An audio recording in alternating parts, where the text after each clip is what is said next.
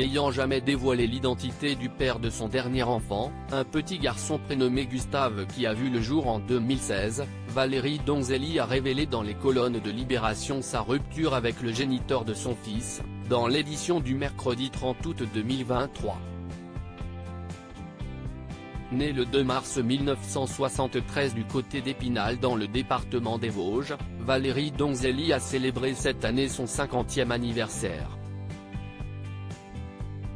Pour l'occasion, les reporters de Libération sont allés à sa rencontre chez elle, afin de l'interviewer.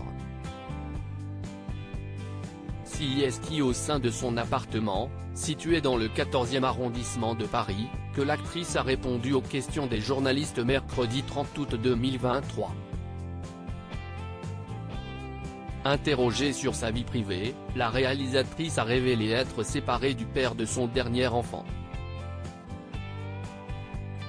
En effet, elle a donné naissance à un petit garçon prénommé Gustave en 2016, mais n'a jamais dévoilé l'identité de son géniteur. En revanche, le précédent compagnon de l'actrice, avec qui elle avait eu 2 autres enfants, est un visage bien connu du grand public. En effet, Valérie Donzelli fut en couple durant pas moins de 15 ans avec le comédien Jérémy Elkaïm. Pendant leur union, les 2 artistes ont donné naissance à un petit garçon baptisé Gabriel en 2002, qui s'est aujourd'hui lancé dans une carrière d'acteur comme ses parents.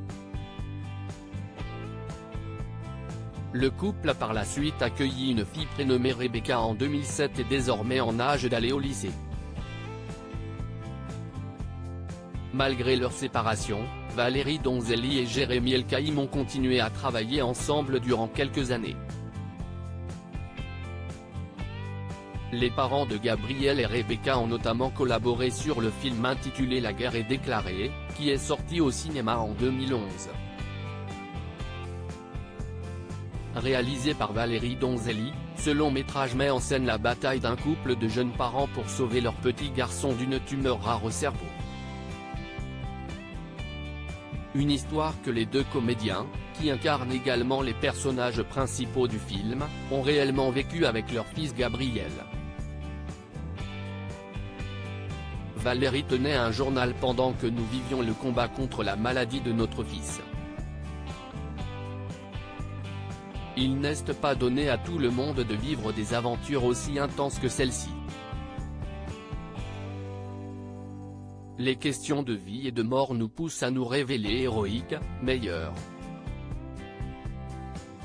Nous à l'époque, on l'avait presque vécu comme une chance, un travail, avait notamment indiqué Jérémy Elkaïm au micro d'Allociné.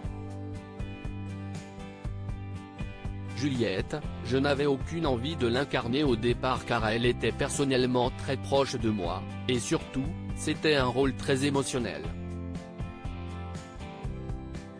J'avais peur d'être mauvaise, et impudique, comme je n'arrivais pas à donner ce couple à jouer à d'autres, je me suis finalement dit, si est plus simple, je vais jouer Juliette, avait précisé Valérie Donzelli à l'époque.